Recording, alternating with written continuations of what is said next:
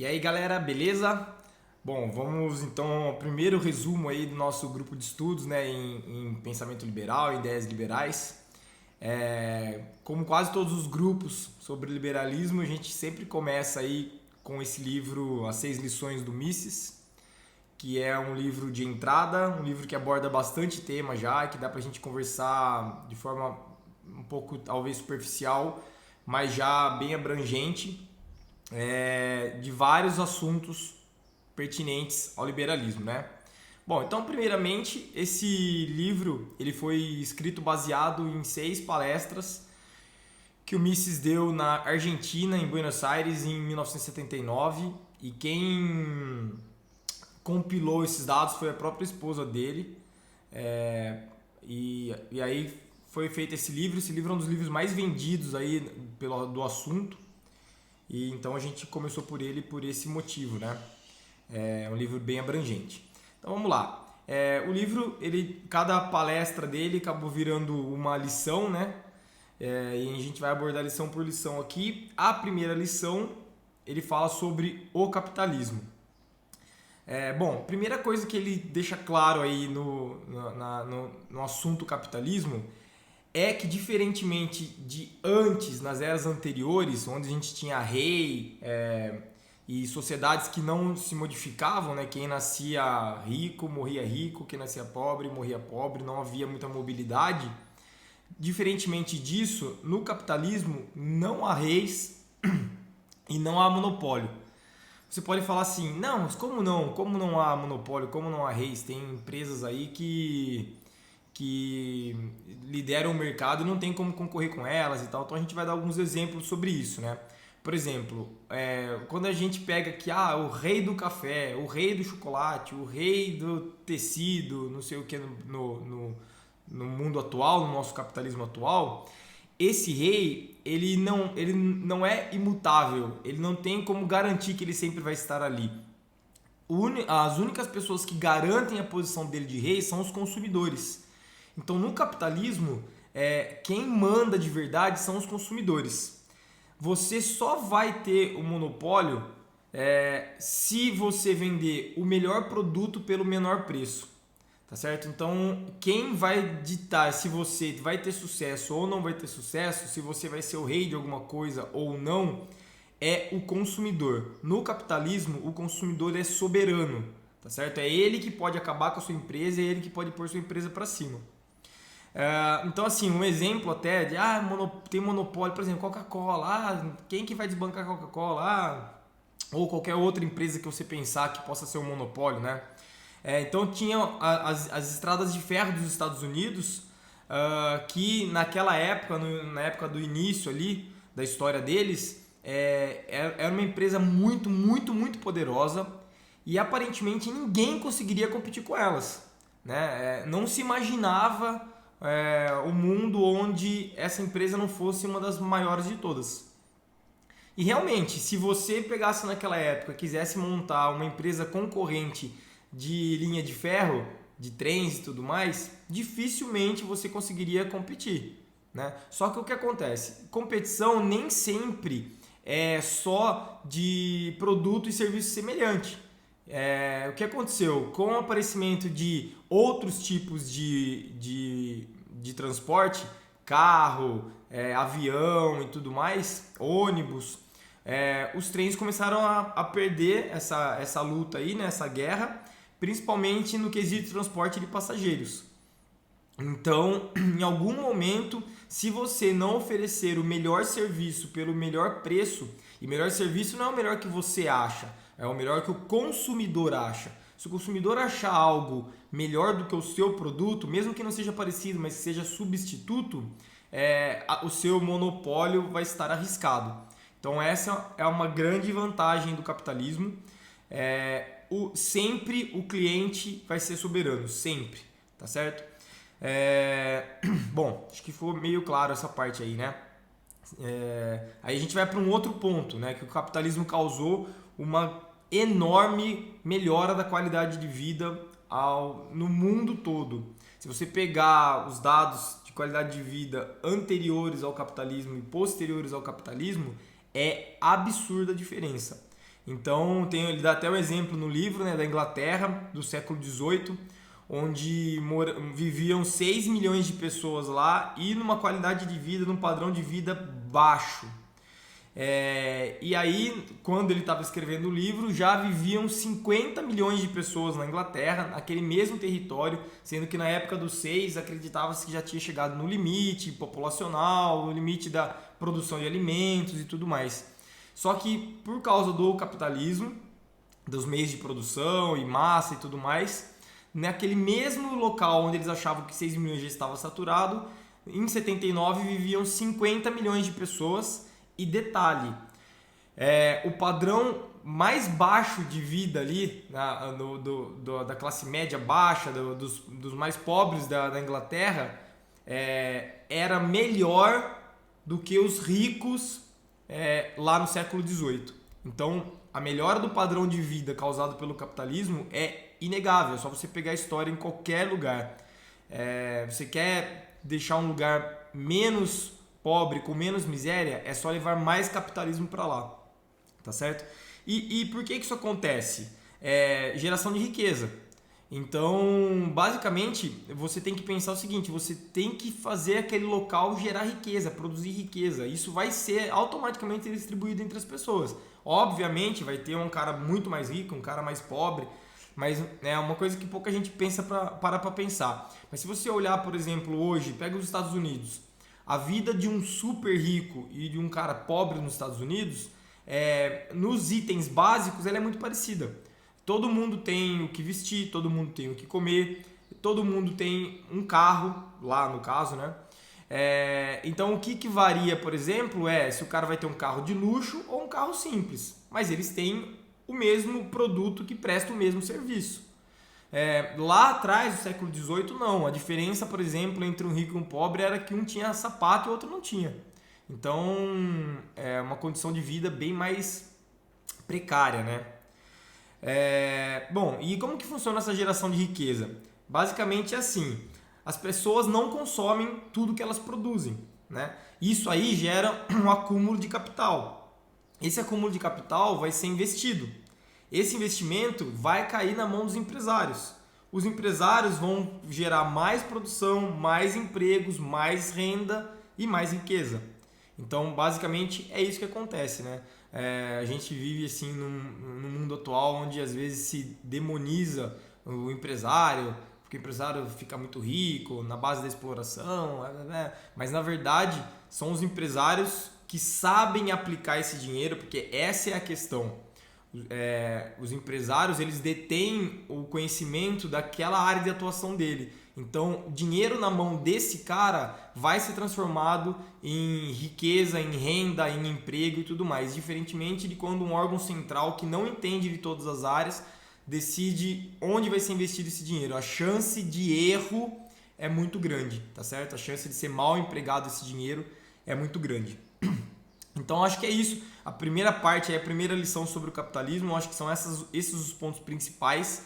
O principal de todos o cliente é soberano. Não existe empresa de monopólio, detalhe, com livre mercado. Se você controlar, e a gente vai falar disso daqui a pouco no intervencionismo, se você controlar o mercado, você consegue fazer um monopólio, mas é um monopólio causado pelo Estado, não pelo mercado. Se você deixar o mercado livre, se você deixar o capitalismo atuar sozinho, não existe monopólio sem que haja o melhor produto pelo melhor serviço. E se houver o melhor produto pelo melhor serviço, quem ganha com isso é a sociedade, que vai comprar um produto bom por um preço baixo. Então, a gente não vê problema desde que seja o consumidor que decida isso, tá certo? E não uma lei governamental, beleza?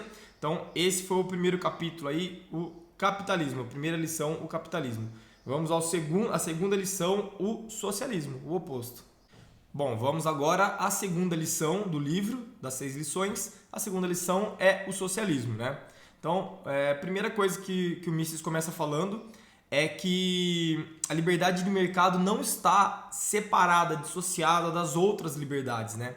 Não tem como você não ter liberdade de mercado, mas ter as outras liberdades. Se o governo controla o mercado, naturalmente ele vai controlar todo o resto. E ele dá como exemplo, por exemplo, se o governo, por exemplo, controla todas as máquinas impressoras da imprensa, você jamais vai conseguir, ou vai ser muito difícil de você criticar esse governo, que é o que acontece, por exemplo, lá na China, né, onde tudo é muito controlado. Se você controla o mercado, você controla todo o resto. A China está aprendendo isso, ela está deixando o mercado um pouco mais livre, porque eles viram que é isso que traz riqueza para o país, né? E aí eles acabam controlando na mão de ferro o resto. Mas se você controla o mercado, você controla todo o resto, tá certo? E aí ele fala que liberdade significa a interdependência natural entre as pessoas. A gente depende sim uns dos outros em sociedade, porque eu produzo um tipo de serviço ou produto, você produz um outro tipo de serviço e produto, e a gente usa o serviço do outro, a gente faz as trocas espontâneas entre os produtos e serviços. Então é importante ter essa liberdade entre as pessoas, né? Aí ele fala uma coisa muito importante, que é muito importante nesse momento que a gente está vivendo, né, de pandemia e tudo mais. Liberdade inclui, inclusive, o direito de cometer erros, o direito de ser tolo. Então, assim, quem defende a liberdade sempre, tá certo? Porque a liberdade inclui o direito de errar. Você nem sempre vai estar certo, né? Mas você tem que arcar com as consequências. Mas ok, você tem que ser livre para errar, tá certo? Então ele fala aqui, ó, você pode discordar dos outros, mas não deve impedi-los. Então você tem que convencer as pessoas a partir das ideias e não uma mão de ferro de cima para baixo proibindo algo. Porque se hoje o governo proíbe algo que você concorda que ele deveria proibir, amanhã, depois que você deu essa liberdade para ele, de não te dar liberdade, ele pode proibir também algo que você acha um absurdo ele proibir, mas aí já foi, porque você já perdeu sua liberdade. Então, o direito de errar, o direito de ser tolo tem que ser defendido, inclusive. As pessoas têm o direito de serem livres. Beleza?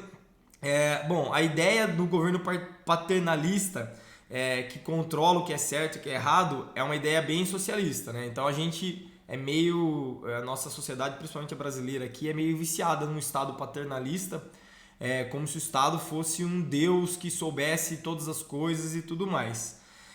Só que tem um problema com isso, né? Porque o conhecimento ele é muito amplo, ele é muito complexo e ele é muito disperso na sociedade. Então, se você acha que o Estado, quando ele toma uma decisão, ele vai tomar a decisão certa, você está muito errado. A chance dele tomar uma decisão errada é muito grande, tá certo? Porque eles são seres humanos como nós, mas eles não detêm todo o conhecimento da sociedade. Então, quanto mais centralizado for uma decisão, maior a chance de errar. Aí ele fala o seguinte, ele compara, né, a liberdade versus a escravidão, que o escravo é obrigado a fazer o que seu superior manda. E numa sociedade socialista, basicamente você vive numa escravidão. Você vive uma militarização da sociedade. Então, você tem um órgão supremo, central, que dá ordens e controla absolutamente tudo o que as pessoas fazem. No socialismo verdadeiro mesmo, ele controla inclusive o que você vai fazer da sua vida, que tipo de trabalho você vai ter. É claro, graças a Deus, a gente está longe de ter uma sociedade nesse nível, né, de implantação de socialismo, mas o socialismo verdadeiro ele controla inclusive que tipo de trabalho você vai fazer, quanto você vai produzir, quanto que você vai ter de lucro. É uma sociedade totalmente sem liberdade. Bom, então no socialismo, né, a gente, como eu acabei de falar, a gente tem um planejador central, até anotei aqui quem trabalha, que inclusive determina quem trabalha com o quê. E aí voltamos ao que eu falei, depende da sabedoria de uma única pessoa. Então assim, sempre que a gente pensa em liberalismo, a gente pensa em descentralização de poderes. Quanto mais descentralizado tiver as ordens, maior a chance de estar certo. Eu entendo muito mais da minha área de atuação do que qualquer governante da minha cidade, por exemplo. E quanto mais longe você vai ficando, quanto mais central for sendo essa decisão, maior a chance de errar, porque menos a pessoa conhece. Então, por exemplo, um presidente é difícil ele conhecer todas as cidades do Brasil. É difícil ele conhecer todos os estados do Brasil, então essa decisão já tem que ser descentralizada. Um governador ele não vai conhecer todas as cidades do seu estado. Então, quanto mais descentralizada essa decisão, melhor. Um prefeito não vai conhecer exatamente todos os bairros, todas as áreas de atuação da sua população. Enfim, como o conhecimento ele é disperso e ninguém consegue deter todo o conhecimento, quanto mais descentralizada for a decisão, maior a chance de ter acerto. Principalmente quando a gente pensa em investimento. Pegar um dinheirão, por exemplo, um orçamento de um estado rico como São Paulo, por exemplo, ou do Brasil, e decidir como que vai ser feito esse investimento. Então, quanto mais centralizado, quanto mais tiver um órgão planejador central, maior a chance de erro, maior a chance de burocracia e uma série de coisas, né? Bom, aí a gente entra num outro problema que é gravíssimo do socialismo, que é o cálculo econômico. Quando você determina o preço e a produção das coisas, presta bem atenção nessa parte, galera, que talvez seja o grande calcanhar de Aquiles do socialismo, né? Você perde algo que é o preço. Pouca gente para pensar qual a importância do preço. Vocês já pararam para pensar qual a importância do preço? O preço é o sinalizador do mercado de oferta e demanda. Então é assim, por exemplo, vou entrar até numa conversa que já seria 2 lições para frente, mas elas acabam se complementando, né?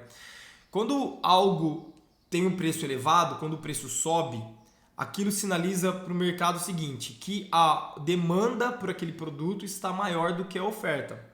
E aí, o empresário, que está sim procurando lucro, e não tem problema nenhum nisso, ele começa a ficar de olho naquele mercado, porque tem um produto ali que está sendo vendido talvez muito acima do preço de custo, por causa da demanda. Demanda muito alta, o preço sobe, as pessoas topam pagar valores acima porque eles querem aquele produto.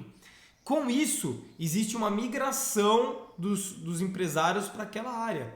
Quando você tem uma migração dos empresários para aquela área, você tem um aumento de produção. O aumento de produção vai começar a ter mais oferta do que demanda e o preço vai cair. Então, o preço ele tem essa função de sinalização para o mercado. Então, se você deixa os preços livres, você não vai ter risco de desabastecimento, você não vai ter risco de escassez. Porque, tá bom, pode ficar por um tempo escasso, como aconteceu esse ano aqui, a gente está em 2020, como aconteceu com o álcool em gel. Então, quando começou a pandemia, sumiu o álcool em gel do mercado. Isso eu vou falar um pouquinho mais pra frente, mas primeira coisa que as pessoas falam, o governo tem que congelar o preço do álcool em gel. A única forma de você não ficar sem álcool em gel é você deixar o mercado livre, porque naturalmente as empresas vão perceber que aquela ali é uma área que está tendo uma demanda muito grande, que vai ser fácil, você produz, você vai vender e provavelmente você vai vender por um preço bom. Elas vão abastecer o mercado e o preço vai cair naturalmente. Se você controla o preço como acontece no socialismo, você perde essa sinalização. E aí o que acontece? Acontece o que a gente vê em praticamente todos os países que tentam aplicar as ideias socialistas. Você começa a ter escassez, começam a faltar produtos na prateleira. Então é só olhar aí Venezuela, por exemplo, que é o nosso exemplo mais próximo atual. As pessoas se matam para comer lixo, para comprar um papel higiênico. Por quê? Porque existe escassez. Você perde, com o controle estatal, você perde essa sinalização aí do mercado, tá certo? Bom, então talvez esse seja o grande problema do socialismo, né? Que é o cálculo econômico aí, que é a dificuldade em entender como vai funcionar essa economia controlada. Outro aspecto que diferencia o socialismo e o capitalismo, eu já falei um pouquinho sobre isso, é a busca pelo lucro. Então, numa sociedade socialista, não existe essa busca livre pelo lucro. Você já vai saber onde que você vai trabalhar, quanto você vai ganhar e pronto. O governo obriga você a produzir X produtos e assim vai. Você tem uma vida sem almejar nada acima, a não ser que você seja do governo, porque daí você vai ser ricaça, vai viver numa casona e tudo mais, como a gente vê em todos os países socialistas. Já no capitalismo, apesar de grande parte da sociedade demonizar o lucro, ele está querendo lucro, que empresário malvadão. Não, na verdade, é o lucro que faz com que você tenha sempre produtos melhores, é a busca pelo lucro, né? Que faz com que você tenha sempre produtos cada vez melhores, cada vez mais baratos. Porque a gente volta lá para a primeira lição do capitalismo, onde é o consumidor que é o patrão, é ele que fala quem vai dar certo, quem vai dar errado, quem vai prosperar e quem vai falir. E aí, na tentativa de buscar o lucro, você quer satisfazer os clientes. E para satisfazer os clientes, você vai ter que estar sempre se reinventando, sempre melhorando o seu produto, sempre tentando deixar o mais eficiente possível a produção para que seu preço caia. Então, a busca pelo lucro, na verdade, não é o vilão, é o grande mocinho aí da história que faz o capitalismo ser muito, muito, muito melhor que o socialismo em qualquer lugar que é aplicado. Tá certo? Bom, então basicamente essa é a parte aí do socialismo, né, da segunda lição, e a gente vai agora para a terceira lição. Bom, vamos agora à terceira lição. A terceira lição é o intervencionismo. O que a gente vê bastante hoje no mundo é uma economia mista, né? Que ele já fala no livro que economia mista não necessariamente é um intervencionismo. O que é economia mista? Economia mista é quando o governo detém o controle de algumas empresas, que são empresas estatais, né? E isso não necessariamente é intervencionismo. Por quê? Porque essas empresas estatais, bem ou mal, elas estão trabalhando sob a ordem do mercado. Você pode ter prejuízo com ela, você pode ter lucro com ela, isso vai depender do tipo de serviço e a qualidade dele que você presta, né?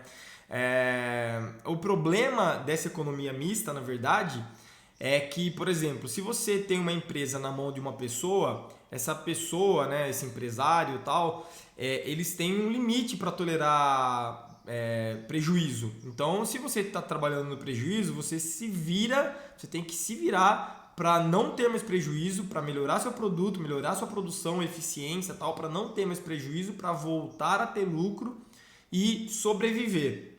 Já o governo não. O governo, quando ele tem prejuízo nas suas empresas, ele consegue manter esse prejuízo por muito mais tempo, porque ele tem meios de financiar esse déficit.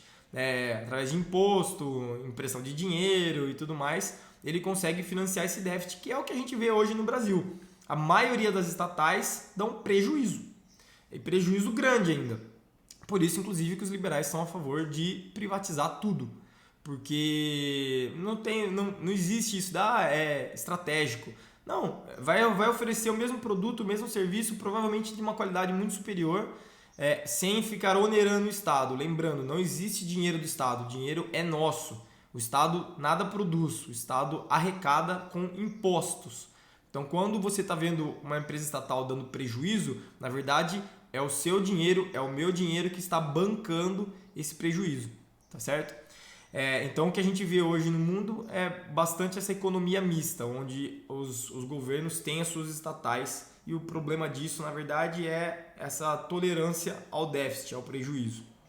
Quando a gente fala em intervencionismo, a gente fala no governo interferindo diretamente no mercado. Por exemplo, controlando o preço, controlando juros, controlando salários, controlando o lucro. Isso sim é um intervencionismo, né? O que se baseia o intervencionismo? Na prática, o intervencionismo se baseia em tirar a supremacia do consumidor. Então, aquilo que a gente fala na primeira lição lá do capitalismo, onde o consumidor ele é supremo, é ele quem decide quem vai bem e quem vai mal, o intervencionismo, a função é tirar essa supremacia. É o governo dizendo quem vai bem e quem vai mal. É o governo controlando itens que o consumidor controlaria. Quem faz o preço subir? É o consumidor, né? Estou esquecendo a inflação por expansão monetária que a gente vai falar daqui a pouco. Se você tem uma grande procura por um produto, a tendência desse produto é subir o preço, e a tendência daí no mercado livre são os produtores aumentarem a produção daquilo e volta a equilibrar o preço. Já no mercado intervencionista, você não tem isso. Quem manda é o governo, tá certo? Então, assim, o mais tradicional intervencionismo que a gente tem é o controle de preços, né? Controle de preços. Então, eu já dei um exemplo, que eu vou daqui a pouco voltar nele, que é o do álcool em gel, né? Mas aqui o livro, o Mises dá o exemplo do leite. Por que ele pega o leite? Porque o leite é uma coisa boa, bonita, então você tem grande chance de apoiar o controle de preços do leite. Então, se você começa a ter a população reclamando que o leite está muito, muito, muito caro, praticamente a sociedade implora por intervencionismo, né? Aí o governo que tá lá e fala, não, eu tenho que fazer alguma coisa, vai e controla o preço do leite, certo? Então, o preço máximo do leite é X. E o que isso acaba acontecendo? Você acaba acontecendo duas coisas. Primeiro, você força o produtor de leite a trabalhar com margens pequenas e às vezes até no prejuízo. E como eu já acabei de falar, pessoas não toleram déficit por muito tempo. O que esse empresário vai fazer?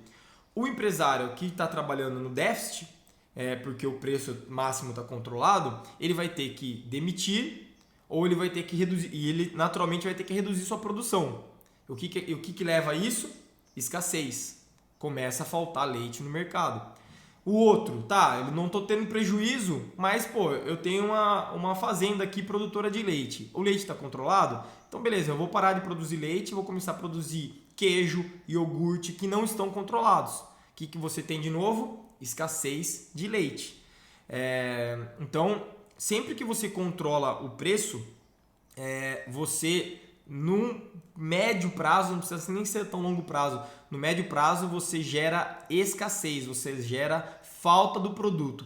Então, assim, quando você controla o preço, esse é o lado do produtor, você tem uma redução automática da produção.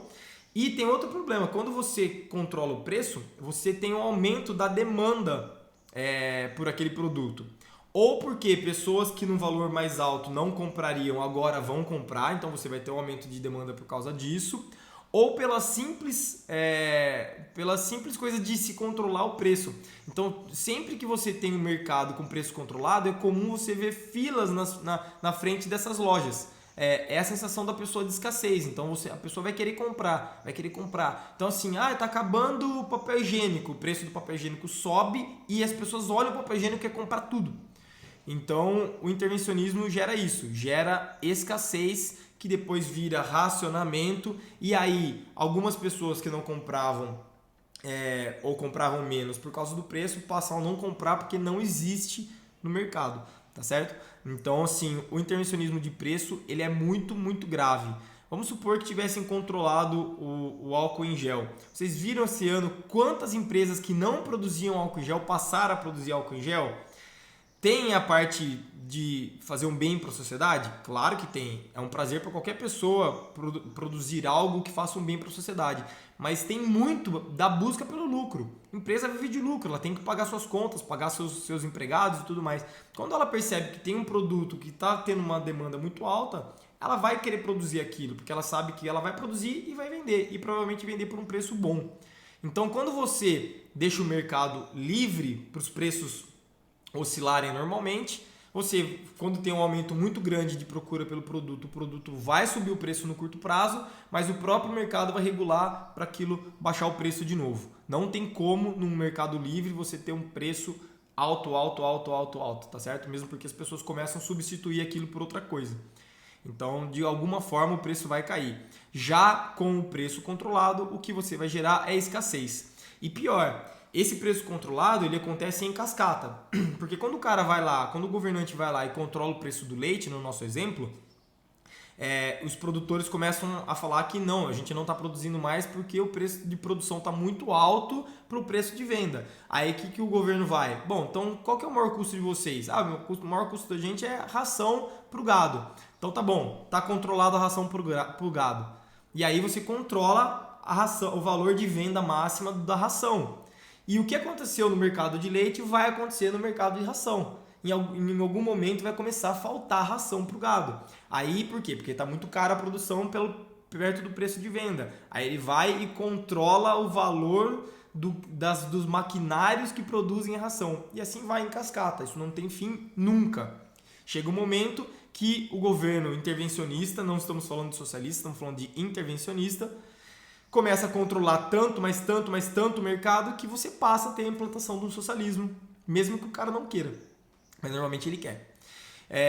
Outra coisa que acontece, a migração dos produtores de itens básicos, porque normalmente os preços que são controlados são preços que o governo considera essencial, básico, carne, leite, não sei o quê.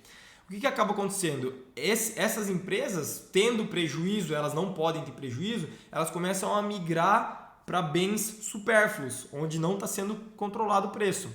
E aí, o que vai acabar acontecendo? O governo vai ter que controlar, inclusive, bens supérfluos. Então, se você for levando o plano intervencionista adiante, vai chegar uma hora que tanto bens essenciais quanto supérfluos serão controlados. E a gente volta lá para a lição 2, o socialismo, que é aquela desgraça que a gente vê em todos os lugares do mundo. Tá certo? Bom, então falamos sobre o controle de preço. Outro ponto muito importante do intervencionismo é o protecionismo, que é você proteger o seu mercado, ou do mercado externo, ou às vezes até do próprio mercado interno, né? O que acontece? Quando o governo protege uma área, protege um mercado, ele favorece a formação de cartéis, né? Então, além de favorecer a formação de cartéis, você inibe o desenvolvimento e a busca pela eficiência. Então, mesmo que ele proteja do mercado externo, vamos supor, a gente bota barreira aí de impostos muito elevados para algum produto que venha de fora. O que você vai acabar fazendo? Você vai fazer a sociedade pagar por um produto interno mais caro para proteger um nicho, para proteger um grupo. Talvez você esteja nesse grupo e você fique feliz da vida com essa barreira que o governo coloque. Mas é só um grupo, é só uma minoria. A maioria está pagando por esse privilégio que você está tendo. Não importa qual seja a área. Tá certo? Se você pensar friamente, mesmo que seja o seu mercado, você vai ver que você vai estar sim sendo privilegiado, né? Então, a tendência do protecionismo é produzir cartéis. E aí o governo vai e gera leis anti-cartéis, coisa que ele mesmo produziu, né? Bom, acho que sobre protecionismo, a gente pode falar também de órgãos reguladores. Não necessariamente você precisa meter um imposto alto lá para proteger o mercado. Se você colocar órgãos reguladores que a sociedade até apoia, você também vai gerar cartel. Vou dar um exemplo, telefonia. Você não pode simplesmente montar uma empresa de telefonia e sair atuando no mercado. Por quê? Porque a Anatel vai pedir uma lista gigantesca de coisas para você que acaba protegendo 3 ou 4 empresas, que é o que a gente vê hoje no Brasil. A gente tem um cartel, elas meio que combinam os preços, os produtos, o serviço é mais ou menos a mesma porcaria e a gente nunca evolui. Se você abre o mercado, você pode ter uma empresa ruim? Pode, mas essa empresa ruim o próprio cliente vai tirá-la do mercado. Um ou outro vai se dar mal com ela, mas aquela sinalização para o resto da sociedade, essa empresa sai do mercado. E você tem a entrada de concorrentes que vai fazer aquela disputa ser tão acalorada pelos clientes que os seus produtos naturalmente vão ser cada vez melhores e cada vez mais baratos. Então, assim, a ilusão de que o governo está protegendo o consumidor faz, na verdade, na prática, com que o consumidor pague muito mais caro por um produto muito pior. Então, é isso o que gera o intervencionismo aí através do protecionismo. Ele barra a melhoria de eficiência e a melhoria da tecnologia. E aí, como ele fala no final, né, do capítulo, que o protecionismo costuma ter grande aceitação popular. Como eu disse, o controle de preço é uma coisa que a população quase que implora, né, quando você tem uma disparada de preço de algo. Recentemente foi o tomate, agora é a carne, foi o álcool em gel e tal. Então, as pessoas praticamente imploram por isso e porque elas não sabem a cascata de acontecimentos. Elas só pensam, a sociedade que é leiga no assunto, ela só entende aquele momento. Para ela, naquele momento, se o mercado de carne que está numa disparada de preço for controlado, vai ser ótimo para todo mundo, porque é complexo entender a cascata disso, tá certo? Bom, e deixando uma mensagem final aí sobre o controle de preço, a gente nunca deve proteger o mercado, nem com subsídios, nem com proteção externa, nem com órgãos reguladores muito fortes. Porque assim, o que a gente tem que pensar? Essa é a mensagem que é legal deixar para vocês. O que importa, na verdade, é que a sociedade pague um valor mais baixo por um produto melhor. Não importa se ele vem de dentro ou se ele vem de fora, se ele vem de um grupo ou se ele vem de outro grupo. A gente sempre tem que pensar que a sociedade, que nós, a população, temos o direito de querer produtos cada vez melhores por preços cada vez mais baixos. E isso no mercado sem controle, sem intervenção, é o que vai sempre acontecer. Por isso que no Brasil, que é um mercado extremamente controlado, a gente sempre olha para fora, para os países mais desenvolvidos e percebe que a gente paga preços muito maiores por produtos muito piores. Então, essa foi a terceira lição, o intervencionismo. Vamos à quarta lição. Bom, vamos agora então à quarta lição do livro, que é a inflação. Ele começa comparando o seguinte: se caviar fosse igual baratas, com certeza o caviar valeria menos do que vale. Por quê? Porque uma quantidade maior de algo, o valor unitário desse algo é menor. Então, sendo assim, quanto mais dinheiro você coloca no mercado, menos o valor unitário desse dinheiro vale. Então você consegue, quanto mais dinheiro você tem no mercado, menos produtos você consegue comprar com uma unidade desse dinheiro. Essa é a definição de inflação segundo o pensamento liberal, tá certo? E hoje a gente tem um problema, porque a gente não trabalha há muitos anos, a gente não trabalha mais com o padrão ouro.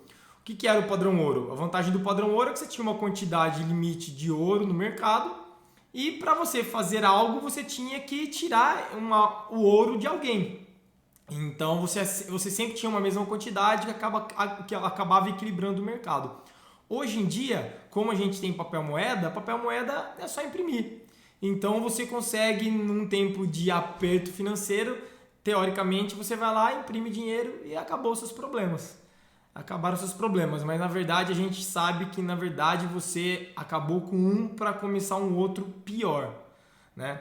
Então aqui ele fala o seguinte: quando o governo precisa de dinheiro, qual seria a única solução real que o governo deveria ter para resolver seus problemas financeiros? Cobrar mais tributo da população. O governo vive de dinheiro de tributo. Então, se você está no momento de aperto financeiro, você deveria cobrar mais impostos da população. Nós não concordamos com isso, mas é a única saída para se equilibrar o mercado. Por quê? Porque quando você cobra tributo da população, você tira dinheiro da mão da população. Então, vamos pegar um exemplo. O governo quer construir um hospital, não tem dinheiro para construir um hospital. Você cobraria mais tributo, a população bancaria esse hospital, o governo gasta para fazer o hospital, porém a população, que é o contribuinte, fica com menos dinheiro. Com menos dinheiro eles compram menos coisa no mercado e isso segura a inflação. É triste, mas é a verdade, né? Só que qual que é o problema? O problema é que ninguém vai fazer isso, porque é pouco popular. Então, quando você pensa em política, que político que tem coragem de falar um negócio desse? Não tem. Então, o que acaba acontecendo? Expansão monetária. Ele vai lá e imprime dinheiro. Imprimir dinheiro é muito mais popular, porque ninguém fica sabendo, ninguém entende o que vai acontecer depois. O processo de geração de inflação ele é complexo. As pessoas comuns, o povo em geral, eles não entendem o que vai acontecer. Então a gente está numa pandemia aqui gastando rios e rios de dinheiro. O governo fala, não vou aumentar impostos. Nós, principalmente liberais, falam, graças a Deus, ninguém aguenta mais impostos. Mas de onde que vem esse dinheiro? Vem de endividamento, vem de impressão de dinheiro, né? Então eles sempre preferem expansão monetária do que o aumento de tributos, já que ninguém aguenta mais aumento de tributos. Com isso, você passa a jogar mais dinheiro na economia e o que vai gerar? Vai gerar inflação. Qual que é o problema da inflação, né? O problema da inflação é que esse dinheiro da expansão monetária, vamos lá, o governo pega e imprime dinheiro, né? Imprime dinheiro, vai ter dinheiro na mão, esse dinheiro vai ser distribuído no mercado, ou porque ele está investindo em alguma coisa, por exemplo, construir um hospital, ou nesse caso nosso aqui, porque isso foi jogado para os bancos que repassaram para a sociedade, mas não repassa para a sociedade, repassa para alguns grupos específicos. Quem tem empresa e tentou conseguir dinheiro viu o quanto foi difícil. Então, alguns grupos conseguiram dinheiro. Obviamente, muitos grupos que nem estavam precisando, que nem eu falei nem nada, pegaram esse dinheiro no juro baixo e tal. Então, assim, a inflação ela beneficia alguns grupos. Os grupos que recebem esse dinheiro aumentado, essa expansão monetária primeiro, eles compram os produtos no valor pré-inflação, mas eles já têm o dinheiro da inflação. Porém, alguns grupos se prejudicam demais e, em geral, as camadas mais pobres. Por quê? Porque esse dinheiro vai demorar muito para chegar neles e eles vão passar um grande período de tempo sem receber esse dinheiro da inflação, mas já pagando produtos no valor da inflação. Então, é conhecido já que a inflação ela prejudica muito mais os mais pobres, entendeu? Primeiro que os mais ricos têm uma reserva lá e aí se ficar mais caro ele vai diminuir um pouquinho a reserva, mas ele continua consumindo, já os mais pobres não. Então você imagina um aumento de preço sem um repasse no mesmo tempo para eles. E é o que acontece mesmo, a expansão monetária a gente está falando, né? A gente nem está falando de reajuste de salário por inflação. Isso é antes de se calcular a inflação. A gente já está vendo a inflação aqui esse ano, mas ainda ela não está calculada. Né? Então, o valor já está mais alto e as pessoas ainda não receberam esse dinheiro extra. E aí elas vão pagar coisas mais caras sem dinheiro. Tá certo? Então, essa é a parte mais do mal da inflação. Né? A inflação dura para sempre? Não. A inflação não dura para sempre. E quando que ela termina? Ela termina no colapso. Se o governo não controla a inflação dura até o colapso. Quando que a gente tem esse colapso? Quando o povo percebe que a situação está descontrolada e que o governo não consegue mais dominar a inflação ou não está se esforçando para dominar a inflação. A gente viveu isso aí há algumas décadas atrás, né? Onde as pessoas falaram, bom, a inflação está aí, ela vai ficar... o valor das coisas vai aumentar de um dia para o outro, o que eu vou fazer? Eu vou pegar meu dinheiro e vou gastar tudo hoje, nem amanhã, é hoje. Tinha empresa que pagava adiantada diária para o funcionário, e ele fala isso no livro, o funcionário já ia com a esposa, o cara estava trabalhando, a esposa pegava o dinheiro da diária adiantada e já ia comprar produtos, mercado e outras coisas. Isso aí alimenta a inflação, porque aí as pessoas começam a comprar qualquer valor, começa a acabar produto, então isso aí se alimenta e muito a inflação, né? Então assim, é péssimo, essa foi a visão que o livro passou, né? A gente não vai se aprofundar além disso, mas dá para ter uma ideia de quão mal a inflação faz para a sociedade.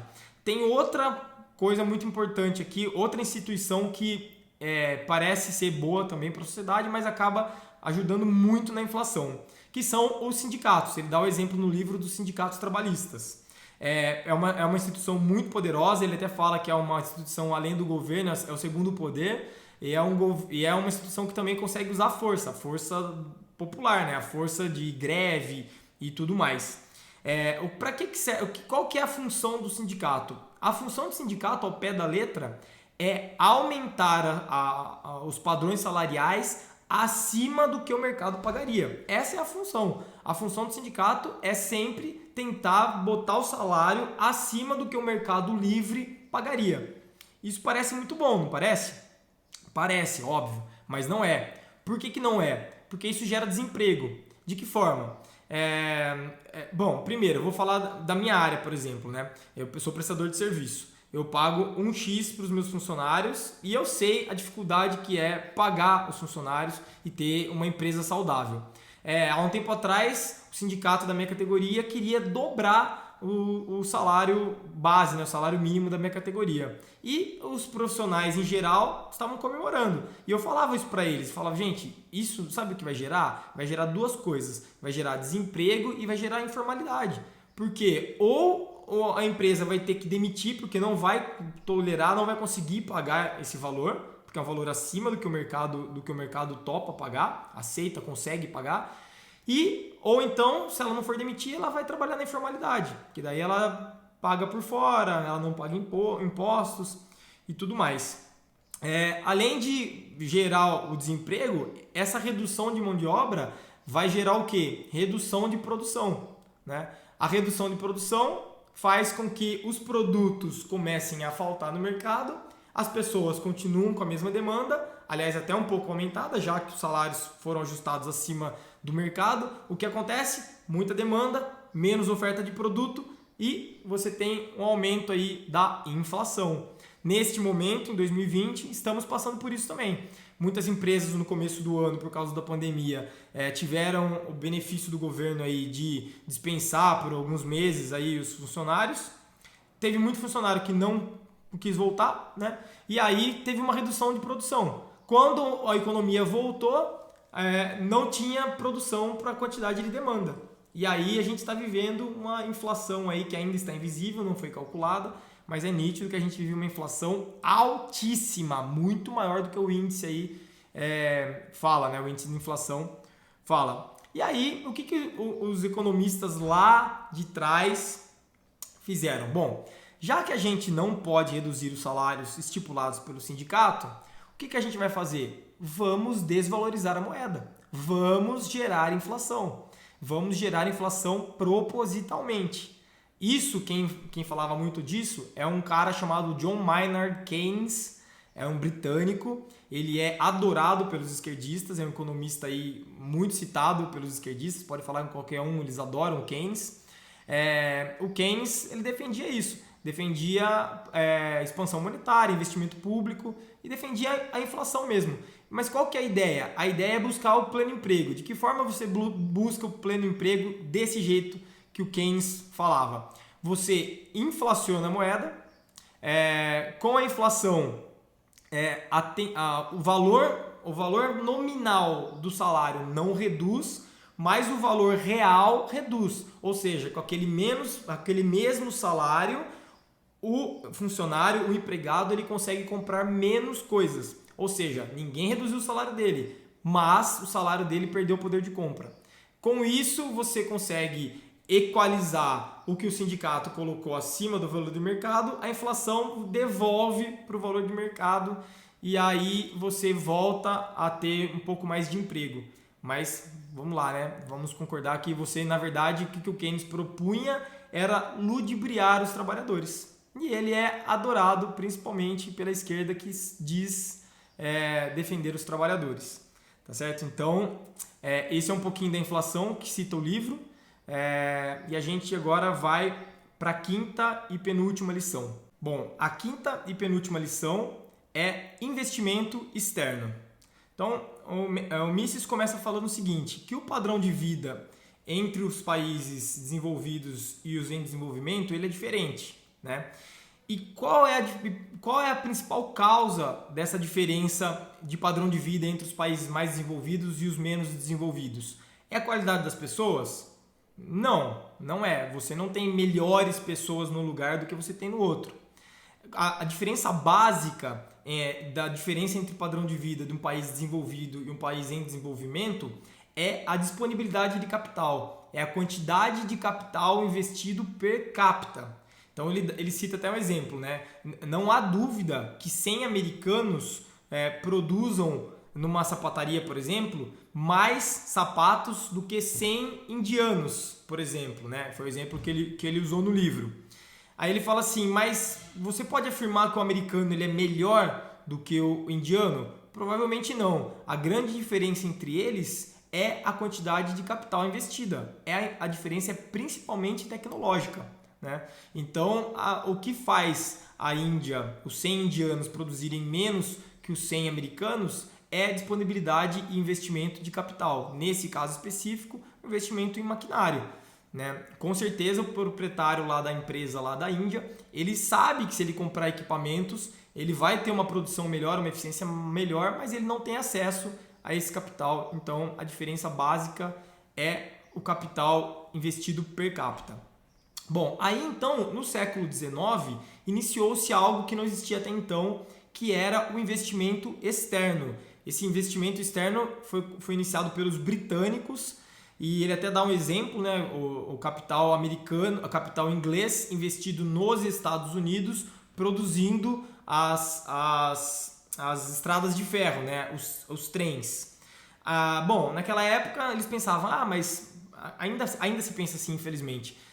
Mas vai ter balança comercial desfavorável para os Estados Unidos porque está tendo capital externo, né? Você está importando muito mais do que exportando.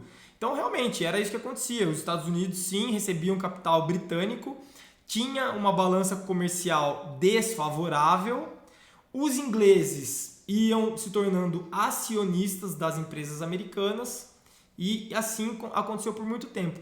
Porém, quando os Estados Unidos estava investido, né, quando tinha bastante capital disponível nos Estados Unidos, unido a um pensamento capitalista liberal, os Estados Unidos cresceram muito com esse desenvolvimento econômico, com esse investimento de capital inglês, e depois de um tempo eles recompraram tudo de volta. Mas se não tivesse o investimento inglês, será que os Estados Unidos teriam se desenvolvido tanto? Muito provavelmente não, né? Então, o investimento externo, é muito importante frisar, ele só acontece se você tiver uma confiabilidade de que não vai haver expropriação, né? Tem muito país que não recebe capital externo até hoje por causa disso, porque o governo não dá essa credibilidade para quem vai investir. Quem que vai investir em algo que, sei lá, daqui 10 anos o governo vai falar, não, agora é estatal, agora é nosso. Né? O que acontece com muitos países aí de esquerda, aconteceu direto na Venezuela, agora a Argentina aqui em 2020 está fazendo a mesma coisa. Né? Tá estatizando empresas, muitas delas com capital externo. Bom, se o governo quer então aumentar a qualidade de vida da sua população, todo o esforço dele deve ser para aumentar um investimento de capital per capita, né? Então essa tem que ser a base do governo. Esse investimento ele pode ser externo ou interno. O investimento externo é o que o capítulo ainda está falando, né? De investimento de outros países no nosso, e é isso que alguns congressistas, né, lutam bastante, né, nesse ano aqui para tentar melhorar o ambiente de negócios, para trazer investimento externo para o Brasil, e é nisso que eles estão pensando. Mas esse investimento pode ser interno também, porque os empresários, as pessoas, elas, como a gente já disse em outra lição, elas não gastam, ou grande parte pelo menos, não gasta tudo que produz. Isso vai tendo um acúmulo de capital. Então é muito importante que as políticas do país não punam acúmulo de capital, porque vai ser esse acúmulo de capital que vai reverter em investimento, tá certo? As pessoas não colocam o dinheiro embaixo de um colchão e dormem em cima dele.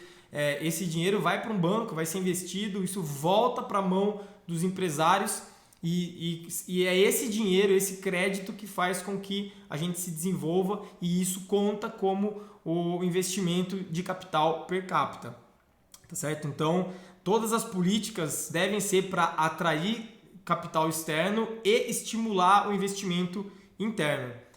Aí ele fala um pouquinho sobre a diferença de salário, né, ao redor do mundo. Então, assim, se você tem um salário muito aumentado, muito mais alto nos Estados Unidos que no Brasil, se a gente tivesse livre passagem de pessoas, o que aconteceria? Todo mundo sairia daqui e iria para lá, para ganhar o salário americano, né?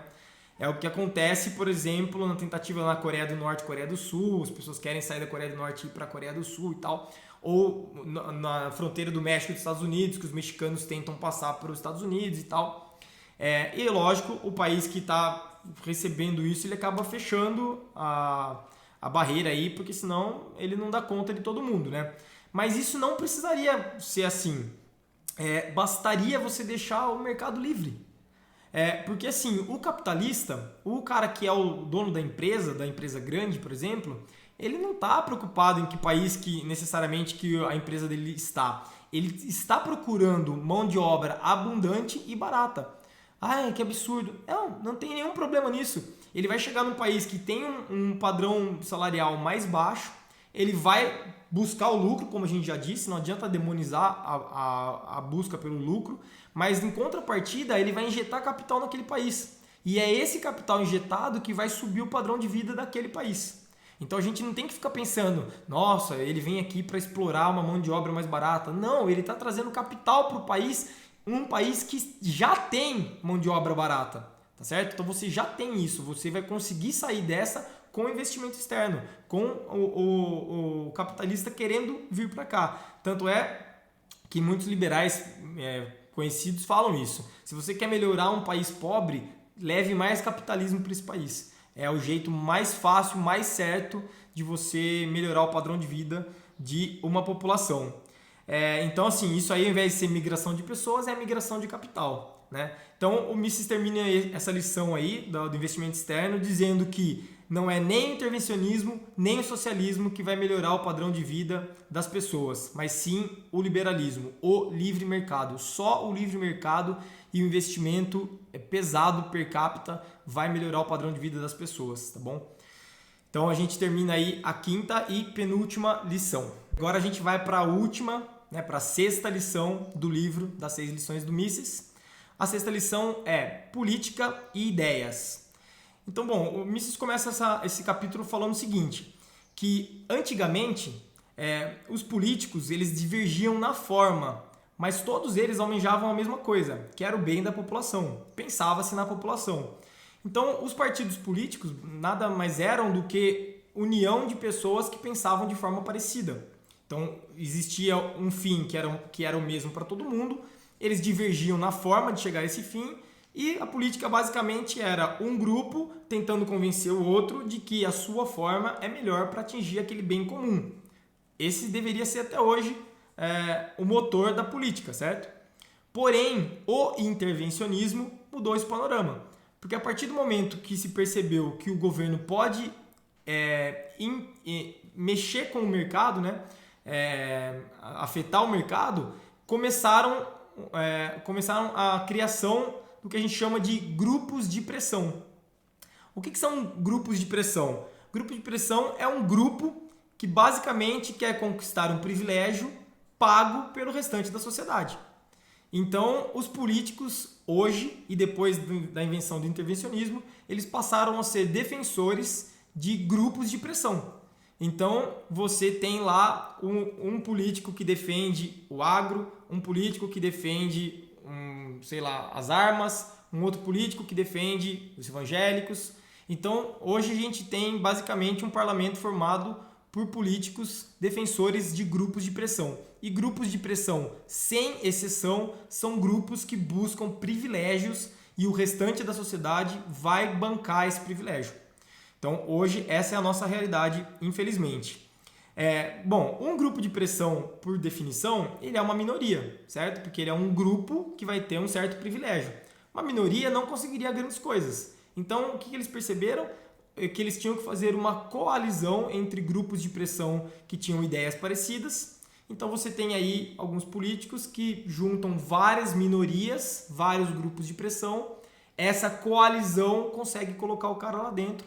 E o cara passa o tempo todo não pensando na sociedade, mas pensando no grupo de pressão que o elegeu. A gente viu isso esse ano aqui, nas eleições municipais, por exemplo, cada um defendendo um grupo específico, pouca gente falando na melhora geral da sociedade. Então, um defende, vou defender esse bairro, vou defender aquilo. E isso aí nada mais é do que são grupos de pressão fazendo com que o político trabalhe para eles, para manter os seus privilégios. Esses grupos, por causa desses grupos, que controle de inflação, controle de gastos e as reformas não saem. Por quê? Porque sempre que alguém tem uma ideia de reduzir a inflação, cortar gastos ou fazer reformas estruturais, tem sempre o político que defende um grupo de pressão que tem o privilégio e vai perder esse privilégio, que mela o negócio e você jamais consegue ter as reformas que a gente tanto sonha para que a gente tenha um país melhor. Aí ele passa para a parte das ideias dessa última lição.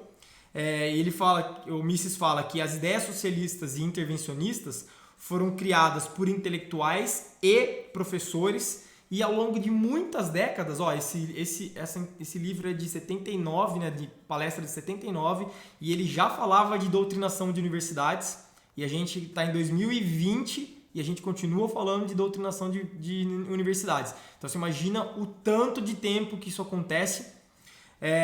Enfim, existe essa doutrinação sim, as pessoas crescem achando que isso é o certo, que isso é o normal, é normal o governo fazer essa intervenção no mercado, e é muito difícil de mudar isso. O que o Mises fala? O Mises fala que a única forma de mudar esse panorama é com ideias. Você tem que difundir ideias melhores que essa. convencer as pessoas de que existem meios melhores do que os atuais e o que eles acham que é o único para reverter uma situação e você ter uma situação melhor. E aí tem a frase célebre do Mises, que é: ideias e somente ideias podem iluminar a escuridão.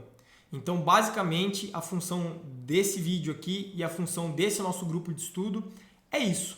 É expandir, difundir essas ideias para que as pessoas vejam que existe um caminho melhor, um caminho mais justo, para a gente iluminar essa escuridão aí que a gente vive. Beleza? Então é isso, galera.